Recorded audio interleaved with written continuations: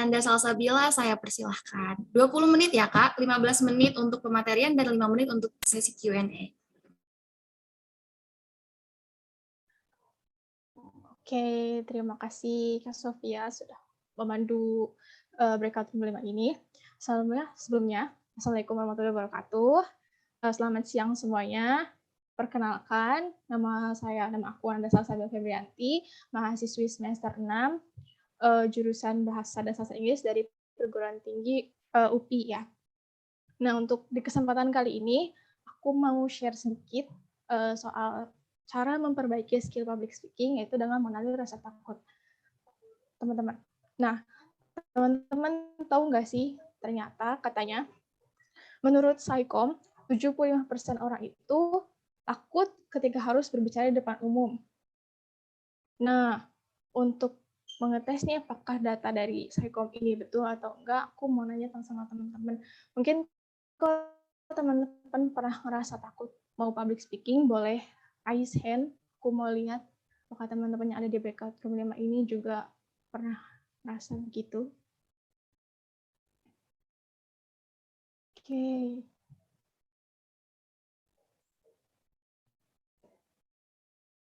Tiga orang ya. Raise hand. 4.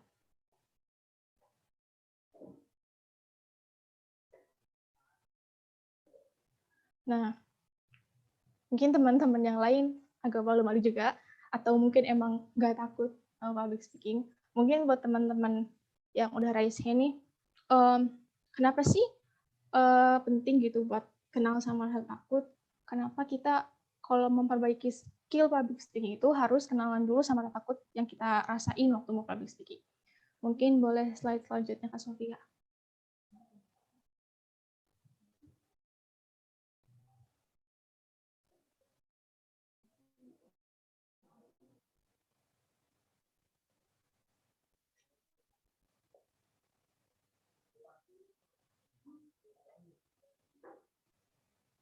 Nah, buat menjawab pertanyaan tadi, aku kebetulan nemu sebuah quotes dari internet yang mungkin yang menurut aku bisa menjawab pertanyaan. Jadi katanya, if you know the enemy and know yourself, you need not to fear the result of 100 battles. If you know yourself but not the enemy, for every victory gained, you will also suffer a defeat. If you know neither the enemy nor yourself, you will succumb in every battle.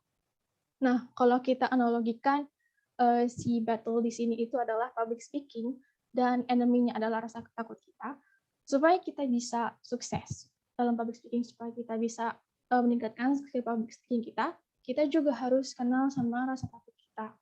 Kenapa demikian? Kalau kita nggak tahu nih sumber rasa takut kita di mana, si akarnya itu di mana, kita nggak akan bisa melakukan public speaking dengan baik. Nah, mungkin bisa slide selanjutnya, Kak Sofia.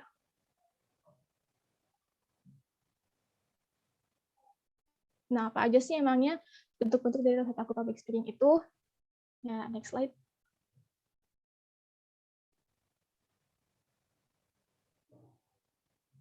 Nah, yang pertama itu berasal dari persepsi kita. Misalnya, teman-teman memandang public speaking sebagai sesuatu yang menyeramkan, sesuatu yang bisa membuat teman-teman dipermalukan.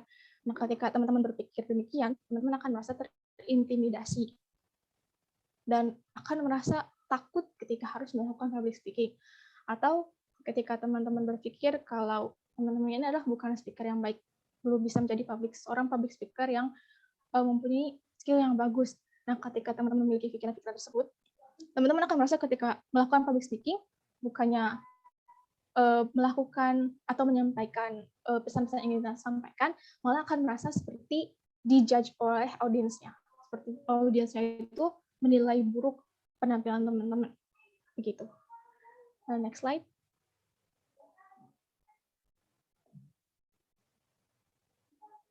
Nah, yang kedua bisa jadi karena situasi-situasi tertentu. Yang pertama mungkin bisa jadi juga karena kurangnya pengalaman. Nah, pengalaman ini berbanding lurus dengan percaya diri. Semakin banyak pengalaman yang teman-teman punya, semakin percaya diri teman-teman. Kenapa bisa begitu? Jadi gini, ketika teman-teman nggak punya banyak pengalaman berbicara di depan umum, teman-teman akan ngerasa clueless, nggak tahu harus gimana, nggak tahu ketika suasananya hening harus gimana, ketika audiensnya tipenya seperti ini harus seperti apa, ketika pembahasan seperti ini harus disampaikan seperti apa. Nah, ketika teman-teman udah punya pengalaman, teman-teman tahu harus seperti apa yang harus dilakukan. Nah, situasi yang kedua itu ketika melakukan presentasi yang dinilai. Contohnya seperti harus ada tes public speaking atau mungkin mengikuti lomba yang mengharuskan teman-teman harus berbicara. Nah, karena penampilan teman-teman ini akan dinilai, teman-teman akan berorientasi kalau penampilannya itu harus sempurna. Semuanya harus materinya, penampilannya, cara pengucapannya semuanya harus sempurna. Nah, karena pemikiran ini tuh teman-teman akan merasa terbebani dan merasa cemas, takut kalau misalkan ada salah-salah kata atau materi yang tidak tersampaikan atau salah. Boleh next slide.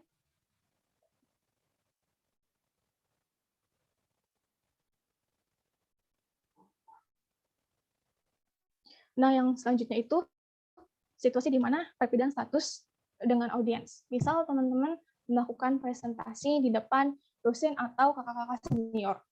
Nah, karena secara umur mungkin audiensnya lebih tua daripada teman-teman, teman-teman akan merasa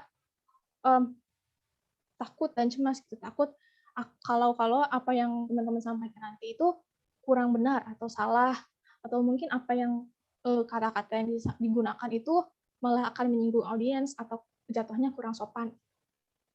Nah, situasi yang lain itu ketika teman-teman menyampaikan ide baru. Sama seperti ketika teman-teman kurang berpengalaman melakukan public speaking, ketika teman-teman menyampaikan ide baru, teman-teman juga kan belum punya pengalaman nih untuk menyampaikan atau berbicara tentang topik ini. Nah, ketika itu terjadi, teman-teman nggak tahu harus berbuat apa, baiknya menyampaikannya seperti apa.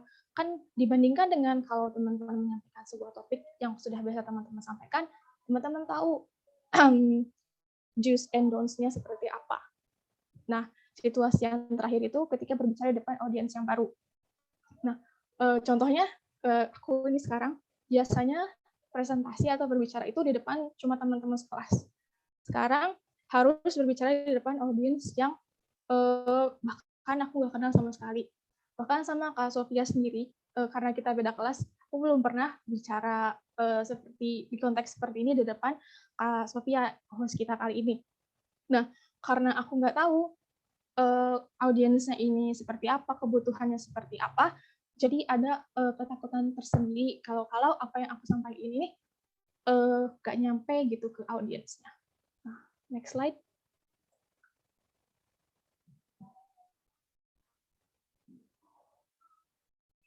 Nah, bentuk ketakutan yang selanjutnya adalah berkaitan dengan skill. Nah, mirip-mirip dengan pengalaman sebenarnya. Ketika teman-teman nggak punya skill public speaking yang bagus atau skill-nya itu masih belum banyak yang teman-teman punya. Jadi teman-teman nggak tahu nih kalau misalkan gimana sih cara menyampaikan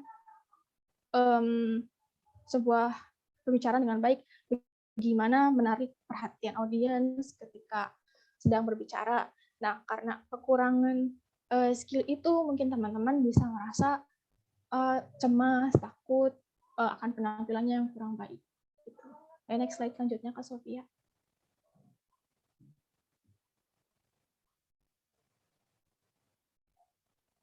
Nah, bentuk ketakutan yang terakhir bisa jadi karena teman-teman fobia atau takut karena public speaking itu sendiri, atau namanya glossophobia.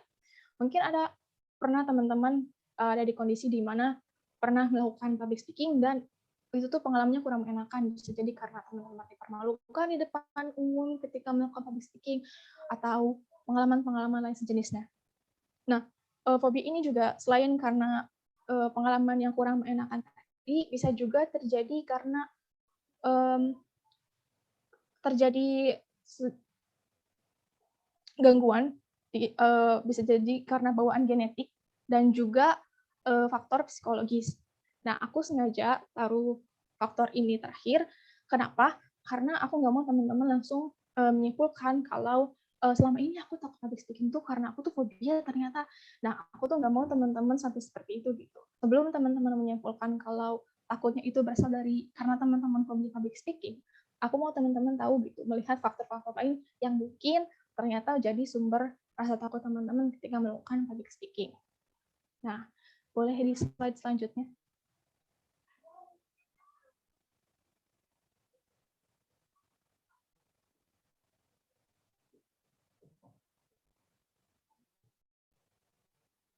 Nah, karena tadi aku udah menyampaikan beberapa faktor yang mungkin jadi penyebab rasa takut teman-teman, dan teman-teman mungkin udah punya sedikit banyak gambaran tentang apa sih penyebab rasa takut aku selama ini. Nah, sekarang aku mau berbagi sedikit tips tentang gimana caranya mengatasi rasa takut saat harus public speaking. Boleh di next slide.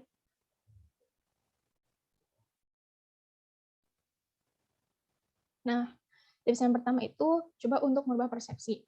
Kalau misalkan teman-teman sebelumnya atau saat ini menganggap bahwa teman-teman ini bukan seorang public speaker yang baik, masih banyak kesalahan, masih suka angu-angu atau yang lain, coba untuk beri sedikit afirmasi positif kepada diri teman-teman sendiri. Gitu. Misalkan seperti ini, kayak, oh aku emang belum jadi speaker yang baik, tapi aku udah improve banyak nih ternyata dari sebelum-sebelumnya. Aku jadi sekarang lebih sedikit percaya diri, atau yang mungkin bentuk-bentuk yang lain. Nah, atau bisa juga mengubah persepsi teman-teman tentang public speaking itu sendiri.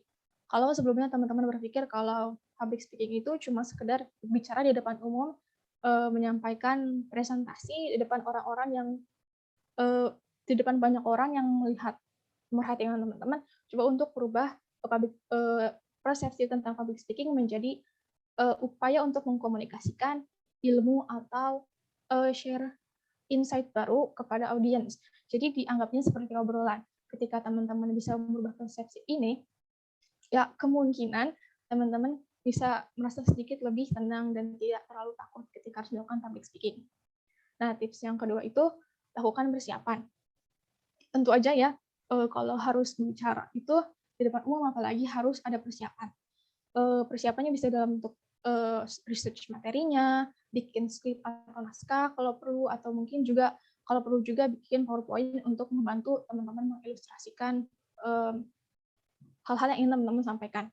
Nah, dengan melakukan persiapan ini, setidaknya teman-teman bisa merasa lebih sedikit siap, dan hal-hal yang teman-teman khawatirkan ketika melakukan public speaking itu agak berkurang, karena teman-teman tahu apa yang harus disampaikan selama melakukan public speaking ini.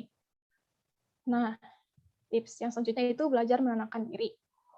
Kita kan nggak tahu ya, nanti pas lagi kita public speaking, akan terjadi apa. Kita padahal udah siap-siap, udah menyiapkan segala-galanya, tapi misalkan nanti ada technical problem atau semacamnya. Nah, ketika hal ini terjadi kan, mungkin kita akan merasa cemas. Nah, daripada kita cemas, cuma diam aja, kita coba untuk belajar mengelola stres dan rasa cemas tersebut. Caranya mungkin dengan melakukan teknik relaksasi. Bisa dilakukan dengan cara mengontrol pernafasan, mengatur nafas, atau mungkin dengan meditasi. Nah, mungkin bisa slide selanjutnya. Oke, waktu tersisa 2 menit lagi ya, Kak Ananda. Oke, baik Kak Sofia. Boleh slide selanjutnya ya, Kak.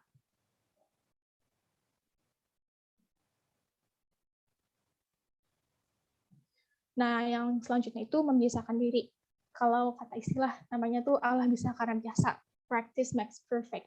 Nah, kalau teman-teman udah mulai terbiasa, makin membiasakan diri, mencoba mengambil kesempatan untuk berbicara di depan umum, meskipun itu konteksnya kecil seperti berbicara di depan teman-teman kelompok, lama-kelamaan teman-teman akan merasa terbiasa ketika harus berbicara dan dilihat oleh orang-orang yang lain. Nah, selanjutnya itu belajar dari yang ahli. Mungkin seperti yang teman-teman lihat, aku ini bukan ahli, aku masih belajar dan jauh banget dari kata ahli. Nah, mungkin teman-teman bisa belajar melalui internet seperti lewat Toastmaster atau TED Talk. Aku pernah lihat salah satu TED Talk dari Taylor William, kalau nggak salah judulnya Why We Are Afraid of Public Speaking, kalau nggak salah. Nah, mungkin teman-teman bisa nonton videonya, dan mungkin bisa lebih banyak yang diambil insight-nya dari speech-nya Taylor Williams. Atau mungkin kalau teman-teman punya budgetnya, teman-teman bisa ikut kelas online atau bootcamp. Nah, selain bisa menghilangkan ketakutan akan public speaking, teman-teman juga bisa meningkatkan skill public speaking itu sendiri. Nah, yang terakhir itu dengan menyembuhkan glossophobia yang mungkin teman-teman punya. Kalau teman-teman merasa punya glossophobia dan ingin menyembuhkannya, mungkin teman-teman bisa untuk pergi ke psikolog dan mungkin nanti akan diarahkan untuk melakukan psikoterapi atau minum obat-obatan tertentu.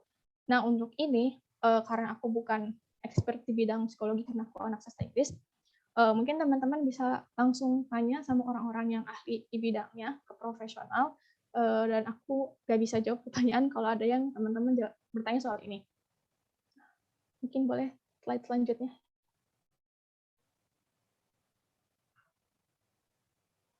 Nah, mungkin sekian dari pembahasan aku. Terima kasih atas perhatian dan poinnya. Semoga teman-teman bisa mendapat insight-insight baru yang bermanfaat. Terima kasih. Oke, terima kasih Kak Ananda, luar biasa ya. Teman-teman boleh dong kasih reaction, tepuk tangan nih untuk pemaparan yang sangat luar biasa nih dari Kak Ananda nih. Oke, jadi kita tadi sudah mengetahui nih dari Kak Ananda tips-tips untuk menghilangkan rasa takut ya Kak ya, ketika kita melakukan public speaking. Nah, bagi teman-teman yang ingin bertanya, boleh nih silahkan menekan fitur raise hand dan nanti akan saya pilih, atau mungkin di sini teman-teman pada malu-malu tapi mau, boleh tulis di chat box aja ya teman-teman. Bagi teman-teman yang aktif dan bertanya, pasti akan mendapatkan hadiah senyuman terindah deh dari Kak Ananda kali ya. Boleh teman-teman yang mau bertanya, silahkan ya teman-teman, jangan malu-malu. Oke, di sini udah ada Kak Sucianti nih, Kak Ananda. Boleh untuk Kak Sucianti, silakan on mic atau on cam-nya, Kak? Saya persilahkan. Baik, terima kasih. Sebelumnya mohon maaf tidak bisa on cam seperti itu. Sebelumnya perkenalkan, saya Sucianti. Izin tanya terkait materi yang tadi telah disampaikan. Kenapa sih pengalaman itu bisa meningkatkan kepercayaan diri kita saat melakukan public speaking? Terus kalau misalkan kita tuh udah cukup punya pengalaman nih buat ngelakuin itu, bakal otomatis nggak sih kalau kita nggak akan takut lagi buat public speaking seperti itu? Mungkin terima kasih. Oke, terima kasih Kak Sucianti. Langsung saja kali ya Kak Ananda, silahkan dijawab. Oke, terima kasih pertanyaannya Kak Sucianti. Nah, jadi apakah dengan punya pengalaman akan otomatis bisa nggak takut lagi sama public speaking gitu ya? Jadi menurut aku itu nggak bisa gitu. Maksudnya dengan teman-teman punya pengalaman, Kak Suci dengan punya pengalaman banyak berbicara di depan umum, jadi nggak selalu Kak Suci itu jadi nggak takut lagi public speaking. Bisa jadi ketika Kak Suci udah punya banyak pengalaman, tapi suatu ketika merasakan takut karena mungkin merasa karena kurang persiapan, atau mungkin skill-nya kurang, atau mungkin dengan dihadapkan dengan situasi-situasi tertentu, seperti misalkan harus berbicara di depan dosen, atau berbicara di konteks yang emang harus dinilai penampilannya. Nah, sekalipun teman Kak Suci ini punya pengalaman yang banyak gitu, kalau misalkan emang situasinya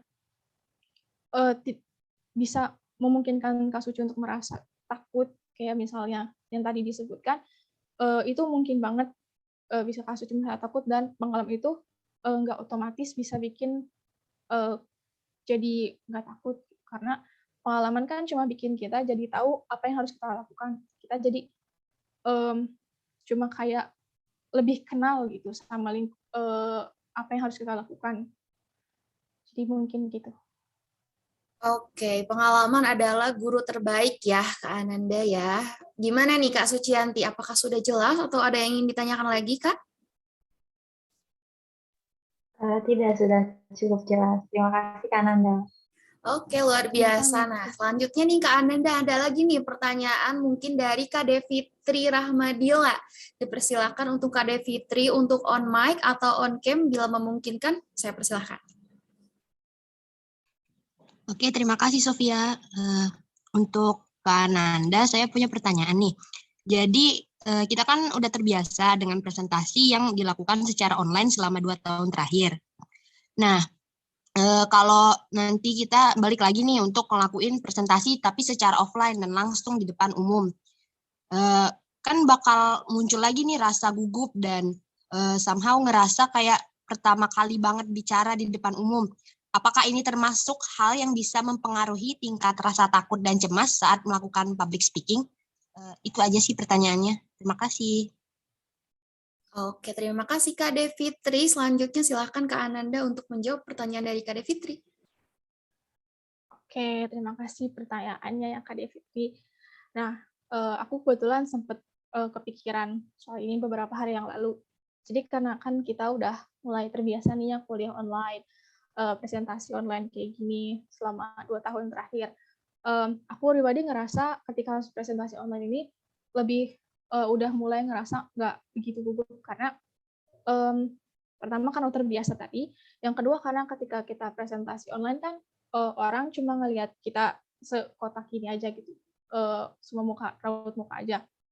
Terus ketika kita melakukan presentasi online kan kita posisinya duduk nih, jadi bisa agak lebih rileks gitu posisi badannya.